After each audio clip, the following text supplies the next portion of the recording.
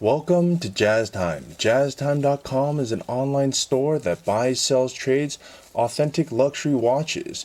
We make these videos so our customers can easily choose the best watch for themselves in the comfort of their own home.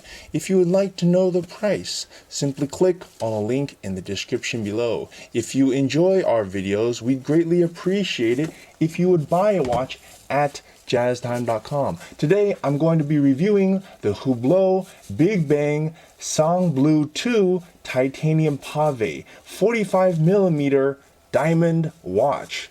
I'm going to talk to you guys about the bezel, the dial, the crystal, the movement, the hands, the diamonds, pretty much everything.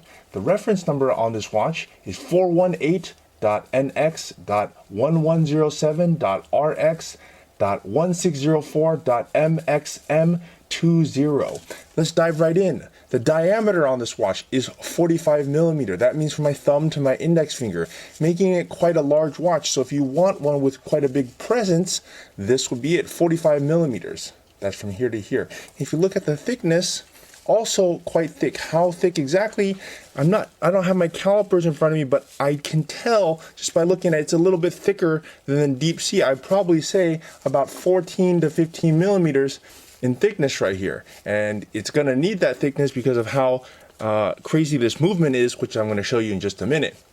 So yeah, it's not a thin watch, it's a thick watch. It's as well as a big watch, designed for big wrist presence. Now the case, that means this thing that holds the watch, everything that is holding the movement here is made of titanium. It's satin finished with both polished titaniums, and it has 172 diamonds around it. Okay, what does that mean? If you look individually here, I'll zoom in for you.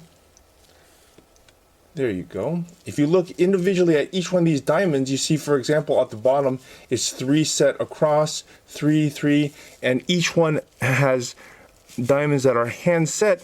All those stones are natural stones. They have to be hand selected and also hand placed. That takes a lot of time, and there's 172 of them. So you can imagine why this watch has the price tag that it has, and why it takes the time it takes for Hublot to get these watches on your wrist. Not an easy watch to get, but if you want to buy it, you could buy it at jazztime.com, JAZTIME.com, which is why I'm making this video, by the way. Okay, so the bezel, that's this thing that goes around here. You know, it's a very interesting bezel. I'll tell you why. It has polished titanium with hexagonal decor designed by Maxime Bucci, set with 48 diamonds and 6 H-shaped titanium screws. Okay, so if you look here at this bezel, kind of looks interesting, right? You kind of can't tell which part is the bezel and which part is, the case. Well, this whole circular part, including the screw and this design right here and the diamond, that's all part of the bezel. I know it kind of flows into the watch. If you look at it, I'll hold it sideways so you can see the circular part right there that is reflecting light. That is the bezel, and there are 48 diamonds there. And of course, it still has the signature H Hublot screws right there on each of the corners. Hexagonals are 6. 1, 2, 3. I guess there's 6 of them. It still has those, but it's not as apparent on this one, even though it's a big bang, because of all the diamonds. And of course, there's 48 diamonds on it. Now, this part right here that is reflecting back, almost looks black, that's made of titanium. Pretty cool, celestial looking design. Really, really stands out if you ask me. Okay, moving on. Now I don't usually talk about the crystal. Usually I just look at the crystal and I just tell you, yeah, it's a sapphire crystal, and I move on in 1 second. But I'm trying to hold this watch at a different angle so you guys can see. I've never actually seen this before. And Hublot is known for making very intricate sapphire crystals. In fact, they even make a watch that's made of sapphire crystal. So it's no surprise that they've done something interesting to the crystal. Now, I'm not that surprised that Hublot, who is known for doing outlandish, crazy things to their watches with crazy materials and crazy designs, would go so far to even change or do something out of the ordinary with their crystal. Now, I've been moving it slowly, kind of in anticipation, but what do you guys see? It's a multifaceted sapphire with anti-reflective treatment. Okay, what does that mean? You see this part? Hopefully you've seen it, that I've been turning it so slowly. You see that part? That actually is a crystal, but is curved. So that you can see this is all obviously one sapphire crystal. However, it's not flat. Do you see that? So this is one piece where my pinky's pointing. That's another piece. If you turn it to the side, that's another piece right here. And there's 6 of them. And then I turn it again, it's right there again. So they actually made the sapphire crystal, they carved the sapphire crystal so that it actually matches the design on this bezel. A very, very nice touch. Very hard. You probably wouldn't see it if you hadn't, you know, weren't directly looking for it. But it does make the optical illusion that this watch has more depth than, you know, it just makes it look like it has more depth. Okay, moving on to the dial. The dial, wow, this dial is pretty crazy. You know, it's actually kind of hard to tell the time if you don't know what you're looking for. I bet if I covered it and I go, okay, tell me the time, you probably couldn't do it. Or most of you couldn't. So how do you exactly tell the time? Well, this little arrow thingy, okay, so I'll pull it out here so you can see. This small arrow is for the hour. This big arrow is for the minute. I know, interesting, right? So let's try doing that. So if you turn the minute past 60, then kapow, this part goes to 11, which is 11 o'clock. And now this would make this noon. Kind of makes sense, right? But interesting, most people wouldn't notice that, right? And I'm not really surprised that Hublot would, you know, make their hour hands even out of the box. They kind of do everything out of the box. So, you know, it makes sense. And in true Hublot fashion, I think that's pretty cool. So if you want a watch that isn't exactly like everything else, like a Rolex or, you know, something just that a lot of people have, well, then you got to go Hublot. And there's definitely a market for that. A lot of people like that kind of stuff. Not everybody wants to wear a watch that looks the same as everyone else. And they don't make the hands like everybody else. I have never seen hands like this. I couldn't tell at first. I was like, what is this thing? And not only do that, let me show you something else. Now, imagine you're looking at this thing at night and you're like, I can't see the time. Oh yeah? Kapow! Well, that's what it looks like at night. Right? All those hands light up. And I think that's pretty darn cool, right? I think that's pretty darn cool. At least you can see it, right? Celestial diamond that you can, you know, watch that you can read at night. Okay. Anyhow, so let's move. Oh yeah, I guess since we're looking at that crown, what I did notice about this crown, watch this. Normally you screw the crown in. This one, it doesn't screw in, it hooks in. You go, you click it, and it clicks. Most other watches, you go, you screw it, and then it screws down. It's like a screw down crown. This is not. It doesn't use that. Why they don't do that, I don't know. Probably because they're Hublot and they don't like to do anything like anybody else. Now, let's look at the side profile. Most watches have a very flat side profile. It's just completely flat, okay? Now, of course, Hublot didn't want to do that. What did they do? They made this very layered step to the side profile. Now, if you ask me, I mean, I'm no designer, you know, I'm just a normal guy, but, you know, I've seen a lot of watches and, you know, if you ask me why I think that is, just my opinion, to me, it gives it more texture. It gives the watch is trying to give this layered effect with this kind of skeleton dial. And when you put these layers of, you know, on the side profile, it makes the watch look even more 3D, even more in depth. Yes, they're not trying to make a skinny little watch. No, they're trying to make a very thick watch with thick watch presence. And they also accentuate that by making this side profile not flat. If you actually look at it really carefully, you actually can't even see how many layers there are. I'll tell you how many layers there are. There's this bezel, that's 1. The top of the case, that's 2. I see 3 more parts right here where actually and if you really look at it carefully, the polish is incredible. I mean, it's actually high polish on the top. This is titanium, by the way, so it's even harder to work with. And it's grade 5 titanium, by the way, which is the hardest titanium to work with. Okay? And Hublot did it. If you look at the center, that's actually brush polished. And then this bottom part is high polished. Now, probably they polished this before they assembled it, which is what I would imagine. I can't imagine trying to polish it while it's together.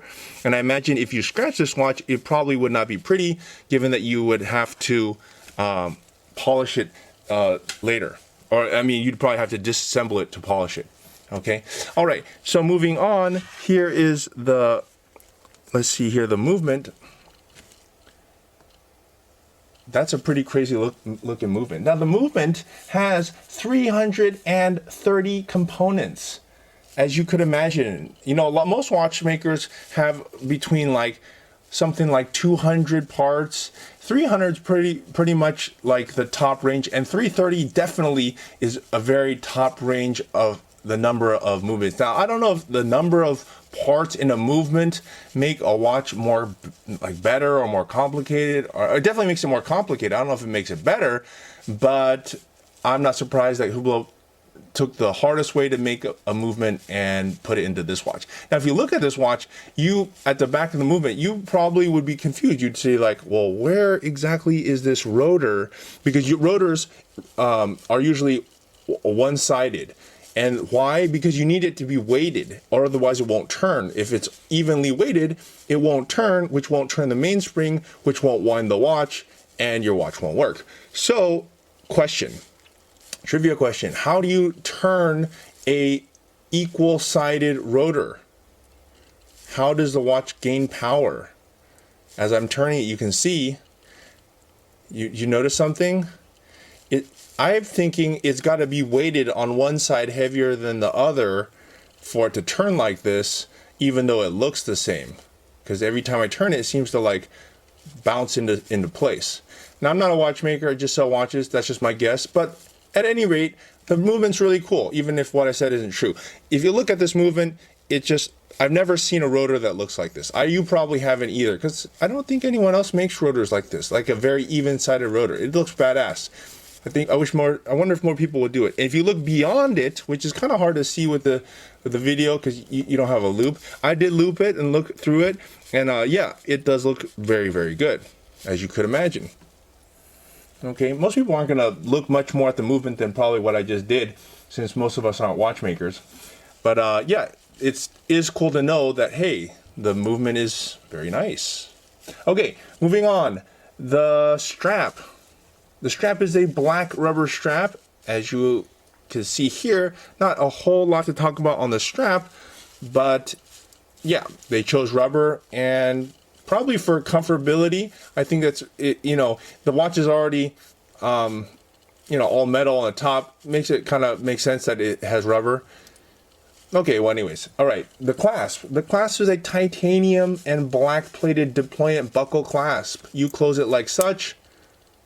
And what I like about this one is you see it has two inserts to hold the buckle and hold the strap in place so that it doesn't wobble left and right.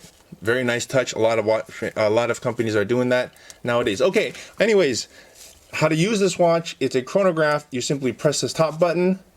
This minute hand goes all the way around, and I don't know if you can see that back, there's like a little sub dial right there behind it. It's kind of hard to see with all the stuff in the way, but that moves over 1. Every time that moves over 1, the one on the left moves over 60. It's a flyback chrono, so if you actually press this bottom button, it'll reset without starting again. Bang, you can hit it again. So if you want to know more about flyback chronos, then you can watch some of our other videos. But anyways, all right, so here, time to move on to my thoughts here and try it on, of course.